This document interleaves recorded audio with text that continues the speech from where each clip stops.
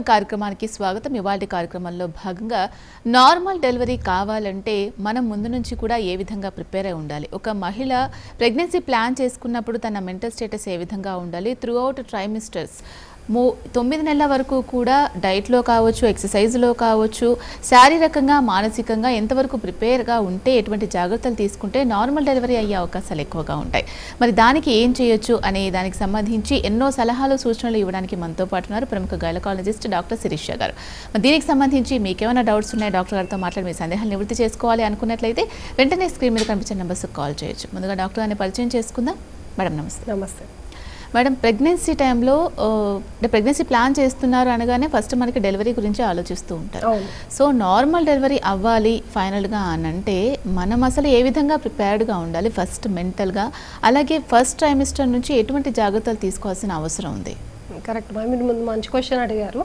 So ముఖ్యంగా ఇప్పుడు ఒక కపుల్స్ వాళ్ళు ప్రెగ్నెన్సీ ప్లానింగ్ చేసుకుంటున్నాము అన్నప్పటి నుంచి నార్మల్ డెలివరీ కోసం వాళ్ళకు ఒక ఐడియా ఉండాలి. అంటే మనము నార్మల్ డెలివరీకి సిద్ధంగా ఉండాలి అనే ఒక ఆలోచన, ఒక సంకల్పం చేసుకోవాలి కపుల్స్. సో అప్పుడే ఆ మదర్కి కూడా ఒక ఆలోచన అనేది ఉంటుంది. దానికి తగ్గట్టు ప్రీ కన్సెప్షనే, ఇప్పుడు అందరూ ప్రీ కన్సెప్షన్గానే మన కౌన్సిలింగ్ కోసం వస్తున్నారు. అంటే మేము ఇలా ప్రెగ్నెన్సీ ప్లానింగ్ చేసుకోవాలనుకుంటున్నాము, మా బాడీ ఫిట్గా ఉందా అని చెప్పి తెలుసుకోవడానికని అమ్మాయిలు వస్తున్నారు ముందుకి. సో అలాంటప్పుడు మనం ఏం వాళ్ళకి అడ్వైజ్ ఇస్తామంటే, మీరు ఫస్ట్ మన వాళ్ళ బాడీ వెయిట్ ఒకటి ఇంపార్టెంట్గా చెక్ చేసుకోమంటాం. అంటే వాళ్ళ బిఎంఐ ప్రకారం, అంటే బాడీ మాస్ ఇండెక్స్ అంటాం, ఇది కరెక్ట్గానే వాళ్ళకి రేంజ్లో ఉందా, అంటే నార్మల్ బిఎంఐ ఉందా. నార్మల్ బిఎంఐ అంటే 20 నుంచి 24 వరకు నార్మల్ బిఎంఐ కింద తీసుకుంటాం. సో వాళ్ళు కనుక ఎక్కువగాని వాళ్ళు వెయిట్ కనుక ఎక్కువగా ఉన్నట్టయితే కనుక, ఒకవేళ వాళ్ళు వెయిట్ కనుక ఎక్కువ ఉన్నట్టయితే కనుక ఫస్ట్ వాళ్ళకి బిఎంఐకి నార్మల్కి రావడానికి అడ్వైస్ చేస్తూ ఉంటాం. అంటే వాళ్ళు కొంచెం ఎక్సర్సైజెస్ ఫాలో చేసుకొని చక్కగా హెల్దీ డైట్ ఆప్షన్స్ తీసుకుని కొంచెం వెయిట్ నార్మల్కి తెచ్చుకోవడానికి ఫస్ట్ ప్రయత్నం చేయాలి. అలాగే వాళ్ళ జనరల్ హెల్త్ కండిషన్లో రక్తహీనత ఏం లేదు కదా, షుగర్ లెవెల్స్ ఏం ఎక్కువ లేదు కదా, థైరాయిడ్ ప్రాబ్లమ్స్ అంటే ఇవన్న హార్మోనల్ చేంజెస్ అంటుంటాం, ఇవన్నీ కూడా నార్మల్ ఉన్నాయి కదా, ఇవన్నీ ఫస్ట్ మనం ఒక ప్రీ కన్సెప్షన్లోని ఇవన్నీ ఒకటి వాళ్ళకి ఒక చెకప్ అనేది చేయడం జరుగుతుంది. వాటిలో వాళ్ళకి మనం అడ్వైస్ ఇస్తాం. ఒకవేళ వాళ్ళకి ఇది ఏదైనా డిజార్డర్స్ ఉన్నాయి అనుకున్నప్పుడు అవన్నీ కొంచెం కంట్రోల్లో చేసుకున్నాక ప్రెగ్నెన్సీ ప్లానింగ్ చేసుకున్నట్టయితే వాళ్ళకి కొంచెము చక్కగా ప్రెగ్నెన్సీ అంతా త్రూ అవుట్ ఎటువంటి ఇబ్బందులు లేకుండా, ఎటువంటి టెన్షన్స్ లేకుండా, స్ట్రెస్ ఉండకూడదు మెయిన్గా మదర్కి. సో ఒక అమ్మాయి ఒక మదర్ అవుతుందంటే it's like a beautiful gift. She's going to give life to another new life అనమాట. సో దానికి తగ్గట్టుగా తన బాడీని తను ముందుగా మెంటల్లీ అండ్ ఫిజికల్లీ ప్రిపేర్ అవ్వాలి. ఓకే మేడం, చాలా మంది అసలు ప్రెగ్నెన్సీ కన్ఫర్మ్ అయిన తర్వాత నుంచి చాలా జాగ్రత్త, అతి జాగ్రత్త, ఇంట్లో వాళ్ళు కూడా ముఖ్యంగా చెప్పుకోవాలంటే ఫస్ట్ టైం ప్రెగ్నెన్సీ అయ్యే వాళ్ళకి ఇంకా ఎక్కువ జాగ్రత్త ఉంటుంది. కాలు కింద పెట్టనివ్వరు, అసలు ఏ పని చెయ్యనివ్వరు. సో అలా కాకుండా మనం పూర్వంలో లాగా అన్ని పనులు నార్మల్ ఉమెన్ ఎలా చేసుకుంటుందో ప్రెగ్నెన్సీ ఉమెన్ కూడా ఆ విధంగానే చేసుకుంటే లాస్ట్లో నార్మల్ డెలివరీ అవడానికి ఛాన్సెస్ ఉంటాయి అంటూ ఉంటారు. ఇది ఎంతవరకు వాస్తవం? ఇది చాలా కరెక్ట్ మాట, చాలా వాస్తవం ఉంది దీంట్లో. సో ఇలా కనుక మనం పూర్వకాలంలోని వాళ్ళు చక్కగా అన్ని యాక్టివిటీస్ ఉండేవి ఇంట్లో, అంటే ప్రతి పని వాళ్ళు చేసుకునే వాళ్ళు. ఇప్పుడు అమ్మాయి ప్రెగ్నెంట్ అనగానే అత్త వాళ్ళు, అమ్మ వాళ్ళు అందరూ మురిపం చేస్తూ ఉంటారు. చక్కగా వాళ్ళకి డైట్ హెల్దీ ఫుడ్ అనేసి చక్కగా వీళ్ళు ఫుడ్ తెస్తూ ఉంటారు, వాళ్ళు ఫుడ్ ఆప్షన్స్ ఇస్తూ ఉంటారు. సో ఎక్కువగా కేర్ తీసుకోవడం వల్ల కూడా కొన్ని ప్రాబ్లమ్స్ రావడం జరుగుతుంది. అంటే మనం డైట్ హెల్దీ ఫుడ్డే, కానీ ఎన్ని క్యాలరీస్ తీసుకుంటున్నాం అనేది అక్కడ చాలా ఇంపార్టెంట్ ఉంటుంది. అంటే చక్కగా వాళ్ళ బాడీకి అలాగే బేబీ ఎదుగుదలకి తగినంత క్యాలరీస్ ఉంటే సరిపోతుంది. సో మనం అనుకున్నట్టయితే ఫస్ట్ ట్రైమిస్టర్ అంటే ఫస్ట్ 3 monthsలో ఏమవుతుందంటే వాళ్ళకి అప్పుడే హార్మోన్ చేంజెస్ స్టార్ట్ అయ్యి కొంచెం వాంతులు ఎక్కువగా ఉండడము, అలాగే కొంచెం ఆ సెన్సేషన్ ఉంటుంది, దానివల్ల కొంచెం ఫుడ్స్ వాళ్ళు తినలేకపోతుంటారు. అప్పుడే చాలా మంది హస్బెండ్స్ వరీ అయిపోతుంటారు, అమ్మ మా వైఫ్ ఏం తినట్లేదు మేడం కొంచెం చెప్పండి అని అంటూ ఉంటారు. సో ఆ టైంలో మనం ఎక్కువ ఫోర్స్ చేయకూడదు. యాక్చువల్గా ఫస్ట్ 3 ట్రైమిస్టర్స్లో ఎక్కువ క్యాలరీస్ అవసరం ఉండదు. నార్మల్ బిఎంఐ ఉన్న ఉమెన్కి అయితే కనుక 1600 to 1800 క్యాలరీస్ పర్ డే సరిపోతుంది. సో అంటే ఎక్స్ట్రా క్యాలరీస్ ఫస్ట్ 3 monthsలో మనం అడ్వైస్ చేయం. సో చక్కగా హైడ్రేషన్ ఇంపార్టెంట్ ఆ టైంలో. అంటే చక్కగా 3 to 4 liters నీళ్లు తాగుతున్నారా, అంటే బాడీకి నీరు అనేది ఉంటేనే అన్ని హార్మోన్స్ చక్కగా పనిచేస్తుంటాయి. వాళ్ళకి ఎక్కువ గ్యాస్ట్రైటిస్ ప్రాబ్లం కూడా ఉంటుంది. సో చాలా మంది ఇది తినండి అది తినండి అని చెప్తారు, కానీ వాటర్ దగ్గరకు వచ్చేవరకు నీరు సరిగ్గా తీసుకోవాలి అనే అవగాహన చాలా మందిలో ఉండటం లేదు. సో వాళ్ళు అట్లీస్ట్ 4 లీటర్ల వరకు, అంటే నీళ్ళు అంటే నీళ్ళు అలాగే తీసుకోవచ్చు, బటర్ మిల్క్ తీసుకోవచ్చు, లెమన్ వాటర్ తీసుకోవచ్చు, దాంట్లో విటమిన్ సి లెవెల్స్ బాగుంటాయి. సో ఇలా చక్కగా వాటర్ హైడ్రేషన్ ఇంపార్టెంట్. తర్వాత వాళ్ళ వాంతులుగా ఉంటుంది, వికారం ఉంటుంది, కొన్ని స్మెల్స్ పడవు, కొన్ని రకాల ఫుడ్స్ తినబుద్ధి అవ్వదు. సో అలాంటి ఫుడ్స్ని మనం ఫోర్స్ చేయకూడదు వాళ్ళకి. చక్కగా ఈజీగా డైజెషన్ అయ్యే ఫుడ్స్ అంటే స్టీమ్ కుక్డ్ ఫుడ్, అంటే ఆవిరిలో ఉడికించుకున్నవి, ఆయిలీ ఫుడ్స్, అలాగే మనకి ఎక్కువగా మసాలాలు ఉన్నటువంటి అలాంటివి వాళ్ళు అవాయిడ్ చేసుకోవాలి. తర్వాత ఈజీగా డైజెషన్ అయినప్పుడు ఏమవుతుంది, వాళ్ళకు కూడా కాన్స్టిపేషన్ ప్రాబ్లం కానీ ఉండదు. చాలా మంది ఫస్ట్ 3 months ఎక్కువ ఇదే చెప్తూ ఉంటారు, మాకు కాన్స్టిపేషన్ వస్తుంది అంటే బాడీలో చేంజెస్ స్టార్ట్ అవుతాయి కదా, దానికి మన బాడీని అడ్జస్ట్ అవ్వడానికి కొంచెం టైం ఇవ్వాలి. సో అందుకే మనం డైట్లో వెంటనే హెవీ ఫుడ్స్ తీసుకోకుండా చక్కగా ఈజీగా డైజెషన్ అయ్యే ఫుడ్స్, వాటర్ ప్లెంటీగా తీసుకోవడము, ఫ్రూట్స్ ఎక్కువగా ఇంక్లూడ్ చేసుకోవచ్చు ఈ టైంలో. అంటే వాటిలో ఫైబర్ ఎక్కువ ఉంటుంది, దానివల్ల వాళ్ళకి డైజెషన్ బాగుంటుంది, మోషన్ చక్కగా ఫ్రీగా అయ్యే అవకాశాలు ఉంటాయి, అంటే కాన్స్టిపేషన్ ఉండదు.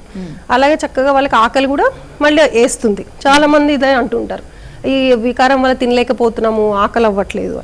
సో ఇలా ఫైబర్ ఫుడ్ తీసుకున్నప్పుడు చక్కగా డైజెషన్ మంచిగా అయిపోతుంది. సో మళ్ళీ వాళ్ళు ఫుడ్ తీసుకోవడానికి వాళ్ళు కూడా ఈజీగా ఉంటుంది. ఓకే. ఇక సెకండ్ ట్రైమిస్టర్కి వచ్చేసరికి ఎటువంటి చేంజెస్ జరుగుతూ ఉంటాయి బాడీలో, దానికి తగ్గట్టుగా మనం ఏ విధంగా ప్రిపేర్ అయితే నార్మల్ డెలివరీ అవ్వడానికి ఎక్కువ ఛాన్సెస్ ఉంటాయి అంటారు? ఓకే, సెకండ్ ట్రైమిస్టర్లో వచ్చేవరకు కొంచెం వాళ్ళకి చక్కగా నాజియా, ఈ వామిటింగ్ సెన్సేషన్ అన్ని తగ్గిపోవడం జరుగుతుంది. సో వాళ్ళకి మంచి ఆకలి కూడా స్టార్ట్ అవుతుంది, మాకు ఇప్పుడు బాగా ఆకలి వేస్తుంది అని అడుగుతూ ఉంటారు. సో మనం త్రూఅవుట్ సెకండ్ ట్రైమిస్టర్ అంటే సెకండ్ 3 నెలలు అనమాట, అంటే 4వ నెల నుంచి 6th month కంప్లీట్ అయ్యే వరకు, ఈ టైంలో చక్కగా బేబీ గ్రోత్ కూడా బాగుంటుంది, ఆర్గాన్స్ కూడా కంప్లీట్ అవుతుంటాయి, ఫార్మేషన్. సో ఈ టైంలో మంచిగా చక్కగా ప్రోటీన్ డైట్ ఇంపార్టెంట్. ప్రోటీన్ అంటే అన్ని రకాల పప్పులు, దినుసులు, పల్సెస్ వస్తాయి, అలాగే డ్రై ఫ్రూట్స్ ఇంక్లూడ్ చేసుకోవచ్చు. సో ఇక్కడికి వస్తే మన క్యాలరీస్ విషయంలో ఒక 200 calories ఇక్కడ మనకి అదనపు అవసరం ఉంటుంది. ఓకే, ఫస్ట్ ట్రైమిస్టర్ కి సెకండ్ ట్రైమిస్టర్స్ కి క్యాలరీస్ పెంచాలా, కొంచెం పెంచాలి, అది 200 calories అవసరం పడుతుంది. ఎందుకంటే ఇప్పుడు మదర్ కూడా వెయిట్ గెయిన్ అవ్వాలి, అలాగే బేబీ కూడా ఇప్పుడు కొంచెం వెయిట్ గెయిన్ అవ్వడం స్టార్ట్ అవుతుంది.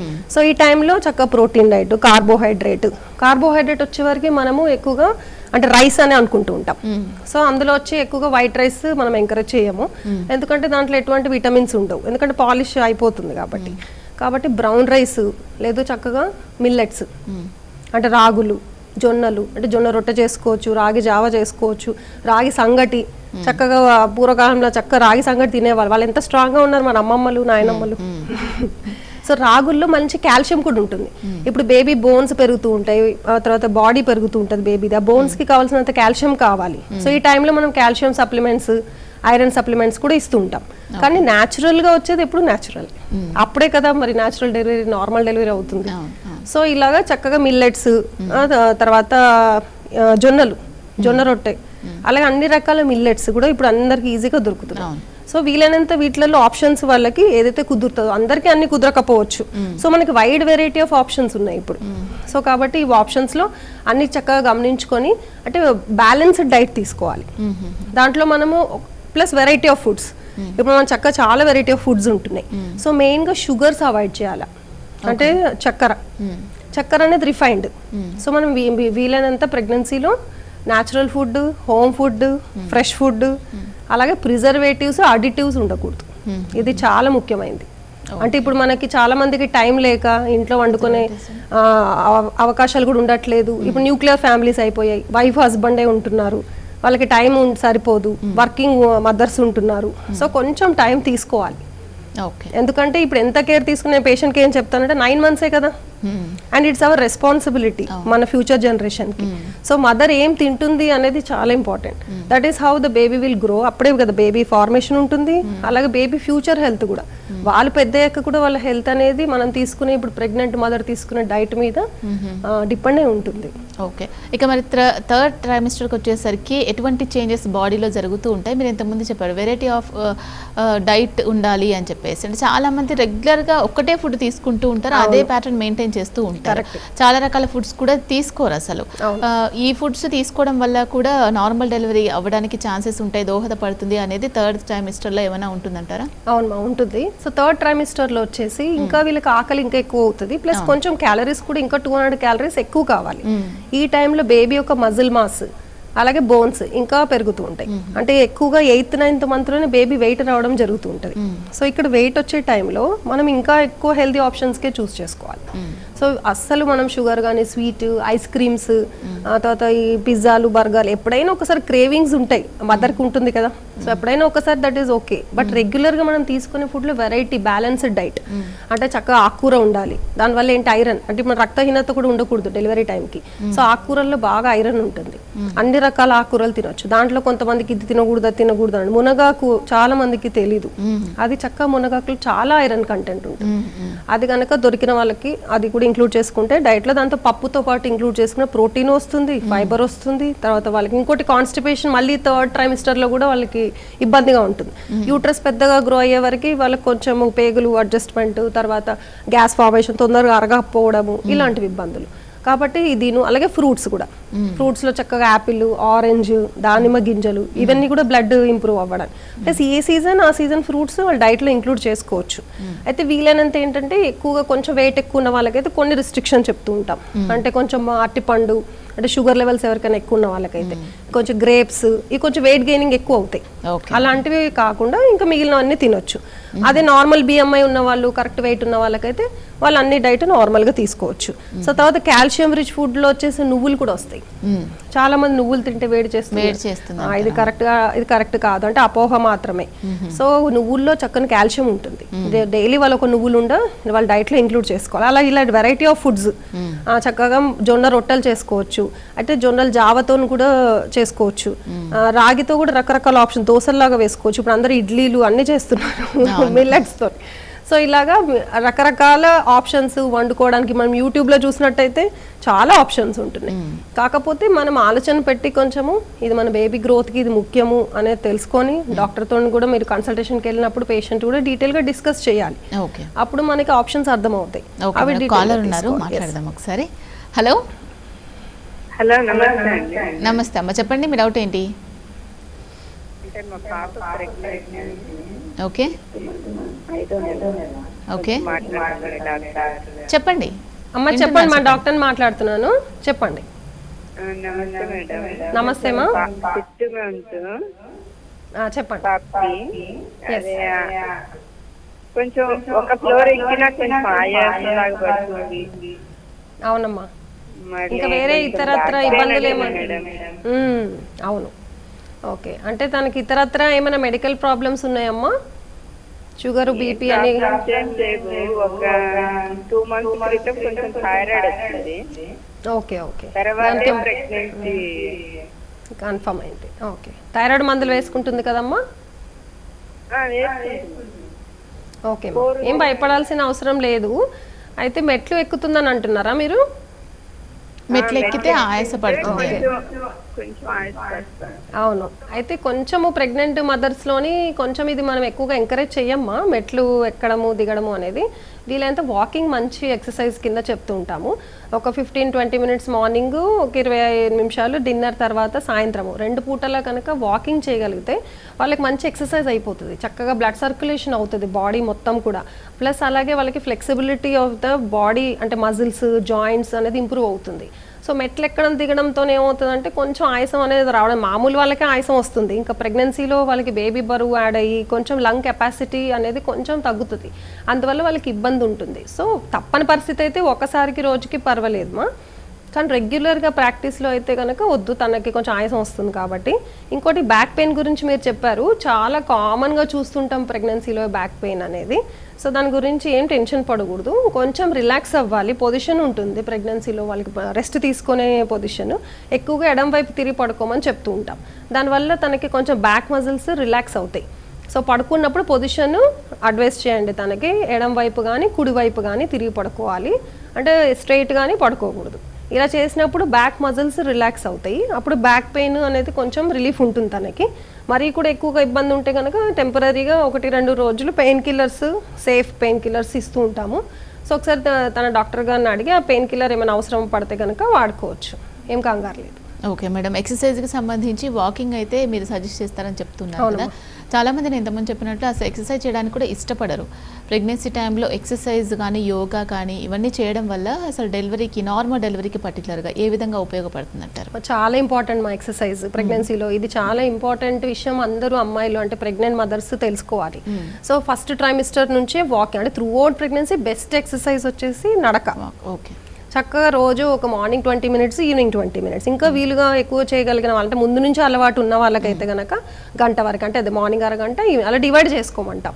ఒకేసారి అంటే కొంచెం స్ట్రెయిన్ అయినట్టు అవుతుంది, ఇలా తను చెప్పినట్టు ఆయాసం వచ్చినట్టుగా అనిపివ్వడము, కొంచెం ఎక్కువగానే అలసిపోయినట్టు ఫీలింగ్ వస్తూ ఉంటుంది. సో అది కూడా కంఫర్టబుల్ వాక్, బ్రిస్క్ వాక్ చేయకూడదు. తర్వాత కొంచెం మధ్యలో ఆగి కొంచెం నీళ్లు సిప్ చేయడము ఇలా చేస్తూ ఉండాలి. అప్పుడు బాడీ బ్లడ్ సర్క్యులేషన్ బాగుంటుంది, అప్పుడు వాళ్ళకి బ్రీతింగ్ కూడా బాగుంటుంది. సో తర్వాత డెలివరీ టైంకి బాడీ అనేది ప్రిపేర్ అవ్వడానికి ఇది హెల్ప్ అవుతుంది. ఇది ఒక ఎక్సర్సైజ్ ఫస్ట్ 3 months లో చెప్తూ ఉంటాం. తర్వాత 3 months కంప్లీట్ అయిన నుంచి చక్కగా యోగాలో కొన్ని ఆసనాలు ఉంటాయి, అవి ప్రెగ్నెన్సీకి మెయిన్గా డెలివరీ టైంకి హెల్ప్ అయ్యేది, నార్మల్ డెలివరీకి. దాంట్లో ఇంపార్టెంట్ వచ్చి బ్రీతింగ్ ఎక్సర్సైజెస్. అంటే వాళ్ళకి డీప్ బ్రీతింగ్ ఎక్సర్సైజెస్ అనేది మనము ముందు నుంచే వాళ్ళు ప్రాక్టీస్ చేయాలి. అప్పుడు డెలివరీ టైంలో వాళ్ళకి లంగ్ కెపాసిటీ అనేది చాలా ఇంప్రూవ్మెంట్ వస్తుంది. అంటే లంగ్ నుంచే మనకి మెయిన్గా ఆక్సిజనేషన్ అనేది బాడీకి అందుతుంది, అక్కడ నుంచే బేబీకి కూడా అందుతుంది. సో చక్కగా వాళ్ళు లంగ్ కెపాసిటీ ఇంప్రూవ్ చేయాలంటే ముందు నుంచే బాడీని ప్రిపేర్ చేసుకోవాలి. దాంట్లో డీప్ బ్రీతింగ్ ఎక్సర్సైజెస్ ఉంటుంది, డైలీ ప్రాక్టీస్ చేయాలి. అది తర్వాత ఎలాగో వాకింగ్ అనుకున్నాము, తర్వాత ఇంకా 1-2 ఇంపార్టెంట్ ఎక్సర్సైజెస్ ఉంటాయి. దాంట్లో ముఖ్యంగా మనం చెప్పుకోవాల్సింది కిగిల్స్ ఎక్సర్సైజ్.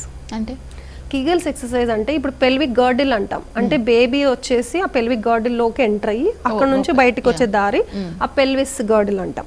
ఈ పెల్విక్ గర్డిల్ దగ్గర ఉన్న మజిల్స్ ఏమవుతుంది ఆ టైంకి మళ్ళీ సాగిపోయి తర్వాత మళ్ళీ వాళ్ళు డెలివరీ అయిన తర్వాత మళ్ళీ నార్మల్ కి రావాలి కదా.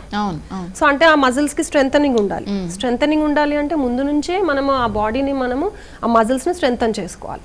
సో దీంట్లో వచ్చేసి దాంట్లో ఏముంటుందంటే కరెక్ట్ గా మజిల్స్ యూరిన్ వెళ్ళినప్పుడు, మోషన్ కి వెళ్ళినప్పుడు ఏదైతే యూజ్ చేసే మజిల్స్ ని టైటన్ చేయాలి మనం.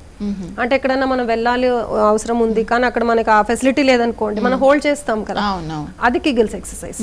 సో అలాగా బిగించాలి. అది ఏ మంత్ నుంచి చేయొచ్చు అంటారు? అది త్రూ అవుట్ ప్రెగ్నెన్సీ చేయాలి. 4th month నుంచి డెఫినెట్ గా ఇవి కంపల్సరీగా స్టార్ట్ చేసుకోవాలి. సో ఒక 5 to 10 seconds 5-10 counts కౌంట్ చేసుకొని బిగించుకోవాలి. మోషన్ కి వెళ్ళలేదు, తర్వాత అలాగే యూరిన్ పాస్ చేసే మజిల్స్ ని టైటన్ చేసి మళ్ళీ ఒక 5 seconds రిలాక్స్ చేయాలి, మళ్ళీ టైటన్ చేయాలి, మళ్ళీ రిలాక్స్ చేయాలి. ఇలా ఒక 30 counts వరకు మార్నింగ్, 30 counts సాయంత్రం, అలా స్లోగా ఇంటెన్సిటీ పెంచుకుంటూ 9th month వరకు వచ్చాక మినిమం 100 counts చేస్తూ ఉండాలి. ఇది చాలా ఇంపార్టెంట్ ఎక్సర్సైజ్. తర్వాత డెలివరీ తర్వాత కూడా ఎక్సర్సైజ్, అంటే అమ్మాయిలు ఇంకా ఎప్పటికీ ఇది ఇంపార్టెంట్ ఎక్సర్సైజ్ యాక్చువల్గా. సో సింపుల్ ఎక్సర్సైజ్ ఎలా అయినా చేసుకోవచ్చు, కూర్చొని చేసుకోవచ్చు, పడుకొని చేసుకోవచ్చు, ఏదైనా పని చేసుకుంటూ చేసుకోవచ్చు. సో చాలా సింపుల్ గా చేసుకోవచ్చు ఇది. ఓకే మేడం, నెక్స్ట్ కాలర్ ఉన్నారు, మాట్లాడదాం. Hello hello hello. Okay madam, call cut అయింది. ఎక్సర్సైజ్కి సంబంధించి మీరు చెప్పడం జరిగింది. అలాగే నార్మల్ డెలివరీకి ప్రిపేర్ అవుతున్న మహిళ, అంటే ఎవరైతే ఉమెన్ కావచ్చు, యువతి కావచ్చు, మెంటల్గా కూడా ఎంత స్ట్రాంగ్గా ఉండాలి. ఎందుకంటే ఇప్పుడు ఆ స్టేజ్కి వెళ్ళిన తర్వాత లేబర్ రూమ్లో తన ఒక్కతే ఉంటుంది కాబట్టి తన ఫైట్ అనాలా, తన స్ట్రగుల్ అనాలా తనే పడాలి. కాబట్టి మెంటల్గా కూడా తను ఫిజికల్గా ఎంత స్ట్రాంగ్ ఉన్నా మెంటల్గా కూడా స్ట్రాంగ్గా ఉండాలి. సో దానికి కౌన్సిలింగ్ తీసుకోవాల్సిన అవసరం ఉందా? ఎలా ప్రిపేర్ అవ్వాలి అసలు? అది మనము ప్రతిసారి విజిట్లోని మనం పేషెంట్కి మనం చెప్తామా, ఇది మనము మీరు ప్రిపేర్ అవ్వాలి. ఫస్ట్ మీరు సంకల్పించుకోవాలి, నాకు నార్మల్ డెలివరీ కావాలి డాక్టర్ అని మీరు చెప్పాలి. చెప్పినప్పుడు మనం కొన్ని గైడెన్స్ ఇస్తాం వాళ్ళకి. సో అవి తూచా తప్పకుండా పాటించాలి, మనం అనుకుంటే సరిపోదు కదా. సో ఇది మన డైట్ విషయానికి వస్తే నువ్వు ఎక్సర్సైజెస్ ఒకటి, అండ్ మనం యోగా, బ్రీతింగ్ టెక్నిక్స్ ఇవన్నీ చెప్తున్నాం కదా, దీనివల్ల ఏంటంటే వాళ్ళు మెంటల్గా కొంచెం స్టేబుల్ అవుతుంది, మైండ్ రిలాక్స్ అవుతుంది. ఆ బ్రీతింగ్ ఎక్సర్సైజ్ లో మైండ్ రిలాక్స్ కూడా అవుతుంది.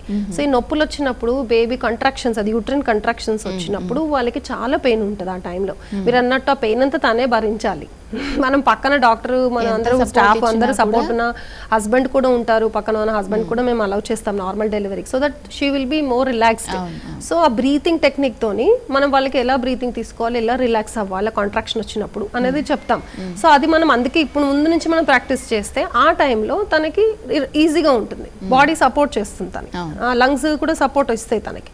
లేదా ఎగ్జాస్ట్ అయిపోతుంటారు కొంతమంది, కొంతసేపు పెయిన్స్ అమ్మో ఇంకా నా వల్ల కాదు అనేసి, ప్లస్ అందరూ వాళ్ళు చెప్పింది వీళ్ళు చెప్పింది వింటూ ఉంటారు కదా.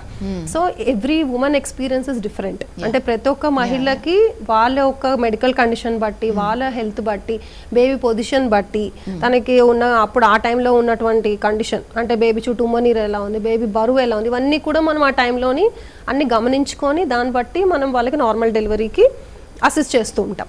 ఓకే మేడం, నెక్స్ట్ కాలర్ ఉన్నారు, మాట్లాడదాం ఒకసారి. హలో హలో, చెప్పండి అమ్మా, మీ డౌట్ ఏంటి? డాక్టర్ గారు చెప్పండి, వింటున్నారు. ఇప్పుడు 6 months ఎంటర్ అయ్యాను నేను, కానీ వాటర్ కంటెంట్ అనేది ఎక్కువ లేదు అని అన్నారు. సో దేనివల్ల ఇలా ప్రాబ్లం అవుతుంది? ఓకేమ్మా, మీరు స్కానింగ్ అది చేయించుకొని ఉంటారు కదమ్మా. సో దాంట్లోనే ఇలా తెలుస్తుంది కొంచెం వాటర్ తక్కువ ఉండడము. సో ఇలా కొంచెం మందికి ఇలాంటి ఒక కండిషన్ చూస్తూ ఉంటాం, ఆలిగోహైడ్రామియాస్ అంటాం. అంటే బేబీ చుట్టూ ఉన్న ఉమ్మనీరు తగ్గడం. సో ఇలాంటి కండిషన్కి టీఫా స్కానింగ్ అనేది చేస్తూ ఉంటాం 5వ నెలలో. అప్పుడు కిడ్నీస్ ఇవి చెక్ చేస్తాం. ఒక్కొక్కసారి కిడ్నీస్లోనే ఏదైనా ఇబ్బందులు ఉంటే కనుక అది యూరినేషన్ అనేది తగ్గి అప్పుడు ఉమ్మనీరు తగ్గే అవకాశాలు ఒకటి ఉంటుంది. ఇంకొక ఫ్యాక్టర్ న్యూట్రిషన్లోని సరిగ్గా వాటర్ తీసుకోకపోయినా, ప్రోటీన్ డెఫిషియన్సీస్ ఉన్నా, లేదా బ్లడ్ వాళ్ళకి తక్కువ ఉన్నా. ఇంకొక కండిషన్ మెడికల్ డిజార్డర్స్లో హైపర్ టెన్షన్ అంటాం, అంటే ప్రెగ్నెన్సీ ఇండ్యూస్డ్ హైపర్ టెన్షన్. ఇలా ఉన్నా కూడా వాళ్ళకి బ్లడ్ సర్క్యులేషన్ అనేది గర్భసంచికి తగ్గి ఉమ్మనీరు తగ్గే అవకాశాలు ఉంటాయమ్మా. సో ఈ కండిషన్స్ అన్నీ మనము చెక్ చేసుకోండి మీరు. అలాగే మీ డాక్టర్ గారితో డిస్కస్ చేయండి. అప్పుడు ఇవి కొంచెం ఇంప్రూవ్ అవ్వడానికి మీరు డైట్లో ప్రోటీన్ ఇంప్రూవ్ చేయాలి, వాటర్ ఇంటేక్ ఇంప్రూవ్ చేయాలి. తర్వాత ఇలా డీప్ బ్రీతింగ్ ఎక్సర్సైజ్ చేసిన వాళ్ళు ఆక్సిజనేషన్ ఇంప్రూవ్ అయ్యి వాటర్ కంటెంట్ ఇంప్రూవ్ అయ్యే ఛాన్సెస్ ఉంటుంది. ఓకే మేడం, ఈ నార్మల్ డెలివరీకి వెళ్ళాలి అని అనుకునే వాళ్ళు ఎటువంటి క్లాసెస్, అంటే ఇప్పుడు నార్మల్ డెలివరీకి సంబంధించి ఈ విధంగా ఉంటుంది అని తెలియజెప్పే వీడియోస్ చూస్తూ ఉంటారు యూట్యూబ్లో కావచ్చు. ఎంత ఒక ఉమెన్ ఎక్స్పీరియన్స్ అనేది షేర్ చేసినా కూడా వీడియోస్ చూస్తే కొంచెం అవగాహన వస్తుంది అని వీడియోస్ కానీ, క్లాసెస్ అటెండ్ అవ్వడం కానీ, కౌన్సిలింగ్ తీసుకొని ప్రిపేర్ అవ్వడం కానీ చేస్తూ ఉంటారు కదా. అవి ఎంతవరకు సపోర్ట్ చేస్తాయి నార్మల్ డెలివరీకి? ఇది చాలా ఇంపాక్ట్ ఉంటుందమ్మా ఒక మదర్కి. సో ఇప్పుడు మనం ఇలా చేయండి అలా చేయండి అంటే వాళ్ళకి మళ్ళీ చేసేటప్పుడు కొన్ని రకాల డౌట్లు వస్తూ ఉంటాయి. సో మేమేం ఎంకరేజ్ చేస్తామంటే కంపల్సరీగా మేము యాంటీనేటల్ క్లాసెస్ అలాగే యోగా క్లాసెస్ అనేది మేము కండక్ట్ చేస్తుంటాం. సో ఇదేంటంటే వాళ్ళకి అక్కడ మన యోగా ఇన్స్ట్రక్టర్ చెప్తారు వాళ్ళకి, అంటే ఈ ప్రెగ్నెన్సీ యోగాకే స్పెషలిస్ట్ ఉంటారు. సో వాళ్ళ ద్వారా మనం వాళ్ళకి ఎక్సర్సైజ్ అనేది తను చేస్తున్నప్పుడు చూసి మదర్ కూడా చెయ్యాలి. చేసినప్పుడు వాళ్ళు ఏదైనా తప్పుగా చేసినట్టు రైట్ పోస్చర్ ఇంపార్టెంట్. సో ఏదో చేసేయడం కాదు, కరెక్ట్ గా చేయడం ఇంపార్టెంట్. అలాగే ఇందాక తను చెప్పినట్టు బ్యాక్ పెయిన్ వస్తుంది అని ఒక పేషెంట్ ఇందాక చెప్పారు కదా. సో అప్పుడు ఏమవుతుందంటే బ్యాక్ మజిల్ స్ట్రెంథనింగ్ కూడా చాలా ఇంపార్టెంట్ నార్మల్ డెలివరీ అవ్వాలంటే. సో వాళ్ళకి మెయిన్ గా పొట్ట ముందుకు వచ్చేసే వల్ల ఎక్కువ బ్యాక్ లో మజిల్స్ వీక్ అయిపోయినట్టు అవుతుంది. సో దానికి కూడా ఎక్సర్సైజెస్ ఉంటాయి. So back muscle strengthening exercises చేయాలి, తర్వాత పెల్విక్ మజిల్ ఫ్లోర్ ఎక్సర్సైజ్ చేయాలి. సో దాంట్లో వచ్చి ఇంపార్టెంట్ గా బటర్ఫ్లై ఎక్సర్సైజెస్ చెప్తూ ఉంటాం. సో బటర్ఫ్లై ఎక్సర్సైజ్ చాలా ఇంపార్టెంట్. ప్రతి మదరు 3 months కంప్లీట్ అయిన నుంచి స్టార్ట్ చేయమని చెప్తుంటాం. చాలా సింపుల్ ఎక్సర్సైజ్, కానీ పెల్విక్ మజిల్స్ వైడన్ అవుతాయి. సో అంటే బేబీకి మనకి స్పేస్ కావాలి, ఆ స్పేస్ కావాలంటే అక్కడ మజిల్స్ ప్రిపేర్ అవ్వాలి. సో ఈ చేసినప్పుడు వైడనింగ్ స్టార్ట్ అవుతుంది కొంచెం. అప్పుడు ఆ టైంలో ఈజీగా బేబీ ఎంగేజ్ అవ్వడానికి హెల్ప్ అవుతుంది. సో రెగ్యులర్గా ఇది ఫస్ట్ ఒక 5 to 10 కౌంట్స్ స్టార్ట్ చేసి స్లోగా then you can increase intensity and number of counts. Delivery టైంకి వచ్చే వరకు కౌంట్స్ పెంచుతూ వెళ్ళాలి. 9th month లో కంపల్సరీ రెగ్యులర్ గా చేయాలి ఎక్సర్సైజెస్. అలాగే ఇంకొక ఎక్సర్సైజ్ వచ్చేసి స్క్వాట్స్ అంటాం. ఈ స్క్వాట్స్ కూడా చాలా ఇంపార్టెంట్. దీంట్లో ఏంటంటే అక్కడ జాయింట్ యొక్క మొబిలిటీ ఇంప్రూవ్ అవుతుంది, అంటే ఫ్లెక్సిబిలిటీ. సో అప్పుడు మన బేబీని పుష్ చేయాలన్నప్పుడు వాళ్ళు లెగ్స్ దగ్గరగా ఫోల్డ్ చేసుకుని అప్పుడే ఆ స్పేస్ ఇలా ఓపెన్ అయ్యి బేబీకి స్పేస్ ఈజీగా వచ్చి బేబీ తల బయటికి రావడానికి ఈజీ అవుతుంది. సో స్క్వాట్స్ చేసినప్పుడు వాళ్ళకి ఆ టైంలో ఆ పొజిషన్ పెట్టుకున్నా కూడా కొంచెం ఇబ్బంది ఉండదు. Thigh muscles, hamstring muscles ఇవన్నీ చక్కగా స్ట్రెంగ్తన్ అవుతాయి. ఆ స్ట్రెంగ్త్ ఇంపార్టెంట్. ఒక స్టామినా మదర్కి కావాలి నార్మల్ డెలివరీకి. సో ఇవన్నీ ఎక్సర్సైజెస్ వల్ల వాళ్ళకి stamina, strength and mentally they will be very fit. కొంతమందిలో అనుకుంటూ ఉంటారు మేడం, చాలా లీన్ గా అంటే బక్కగా ఉన్న వాళ్ళు హెల్దీగా నార్మల్ డెలివరీ అవ్వగలుగుతారు, చాలా హెవీ వెయిట్ ఉన్న వాళ్ళు కష్టం అని. కానీ హెవీ వెయిట్ ఉన్న వాళ్ళు కూడా నార్మల్ డెలివరీ అయ్యే అవకాశాలు ఉంటాయి. అది ఏ విధంగా చేసుకోవడం వల్ల, అంటే ఇప్పుడు మీరు చెప్పినవన్నీ పాటిస్తే హెవీ వెయిట్ ఉన్న వాళ్ళు, ఒబేసిటీ కూడా చేయగలుగుతారంటారా? సో త్రూఅవుట్ ప్రెగ్నెన్సీ మనం ఓవరాల్గా వెయిట్ గెయిన్ కూడా ఒకటి ఇంపార్టెంట్ పాయింట్ మా ఇక్కడ. ఆప్టిమల్ వెయిట్ గెయిన్ అంటే మనం ప్రెగ్నెంట్ ఉన్నాము, ఎంతైనా వెయిట్ పెరిగిపోవచ్చు అని కొంతమంది ఒక అపోహ ఉంటుంది, అంటే అన్ని తినాలి, ఎక్కువ తినాలి బేబీ, అంటే అలా Double ఎక్కువ తినాలి అని డబుల్ తినాలి, ఎస్ ఇద్దరికి తినాలి ఇద్దరికి అంటూ ఉంటారు. తినాలంటుంటారు, yeah. యా, అది కరెక్ట్ కాన్సెప్ట్ కాదు, Okay. అది అపోహ మాత్రమే. సో ఇందాక మనం అనుకున్నట్టు ఒక 200 క్యాలరీస్ అంటే మొత్తం కలిపి ఒక 400 క్యాలరీసే అవసరం అంతే. డబుల్ తింటే మరి అన్ని డబుల్ అయిపోతే బేబీ కూడా సైజ్ పెరిగిపోతుంది, మళ్ళీ షుగర్ వచ్చే అవకాశాలు, బీపీ పెరిగే అవకాశాలు, మెడికల్ కండిషన్స్ యాడ్ అవుతే మళ్ళీ వాటి తగిలిన ప్రాబ్లమ్స్ ఫేస్ చేయాల్సి వస్తుంది. సో కాబట్టి చక్కగా బ్యాలెన్స్డ్ డైట్, క్యాలరీస్ లిమిట్ గానే తీసుకోవాలి. అది 9th month లో ముఖ్యంగా చెప్తుంటాం, కొంచెం లిమిట్ గా తినండి మా, ఈ టైంలోనే బేబీ ఓవర్ వెయిట్ అవుతుంది. సో అడిక్వేట్ వెయిట్ గెయిన్ అయితే చాలు, optimal weight gain, over weight gain కాదు ఇక్కడ మనకు కావాల్సింది. So baby around 2.5 to 3 kg వరకు వెయిట్ ఉన్నప్పుడు ఎక్కువగా ఈజీగా ఉంటుంది మదర్ కి, బేబీ కూడా స్ట్రెయిన్ అవ్వదు. సో తర్వాత బేబీ పుట్టిన తర్వాత బ్రీతింగ్ డిఫికల్టీస్ రావడం ఇలాంటివి, అంటే బేబీ స్ట్రెయిన్ అయ్యి ఆ ఫేస్ అది కూడా మళ్ళీ వాళ్ళు ఫేస్ చేయాల్సి రావచ్చు. ఓకే మేడం, చాలా మంది నార్మల్ డెలివరీ అనుకుంటారు కానీ ఫైనల్ స్టేజ్ వరకు వచ్చేసరికి డేర్ చేయలేరు. ఇంకొకటి ఏంటంటే మేము ఇన్ని డాక్టర్ చెప్పినవన్నీ పాటించాం కదా, అయినా కూడా మాకు నార్మల్ డెలివరీ అవ్వలేదని అనుకుంటూ ఉంటారు. కానీ ఫైనల్గా ఆ పొజిషన్ కానీ పేషెంట్ సిచ్యువేషన్ని బట్టి డాక్టర్ ఫైనలైజ్ చేస్తారు నార్మల్ డెలివరీ అవుతుందా, సిజేరియన్ అవుతుందా అనే దాని గురించి. సో ఫైనల్గా డాక్టర్ గారు చెప్పిన సలహాలు సూచనలు పాటిస్తే నార్మల్ డెలివరీ అవ్వడానికి చాలా అవకాశాలు ఉంటాయని చాలా విలువైన సలహాలు సూచనలు మాకు తెలియజేశారు madam. Thank you so much. Thank you. ఇది వాళ్ళ హెల్త్ జోన్. మరో కార్యక్రమంలో మళ్ళీ కలుసుకుందాం. అంతవరకు సెలవు, నమస్తే.